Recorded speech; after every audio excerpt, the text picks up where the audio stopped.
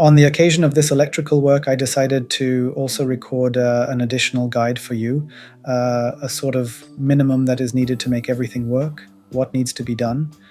Originally, there was an OM651 engine. Now it's OM612, two different controllers, two different connectors, so in reality, nothing will fit. From the original OM651 connector, we take the power, take the accelerator pedal. Here we have the CAN-bus from this engine, the OM612. We also take the CAN-bus. Here we have the blue and green lines from the OM651, the starter, control via the power relay, and the starter relay. So what do we do? Now we need to connect an additional wiring harness, which I'm making here. What do we have in this harness? We have the CAN-bus from the OM612 engine, the CAN-bus from the OM651, so that everything connects nicely. Two lines, blue and green ignition switched power, constant power, plus 12 volts from the alternator, and diagnostics for the OM612 engine.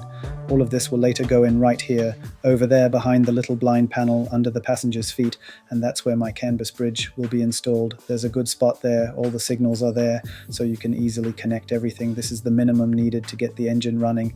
Of course, there will be some other things related to coding the controllers, the immobilizer and so on, but as far as the electrical side goes, this is the minimum needed for it to work. That's how it looks in short. It's not difficult, right?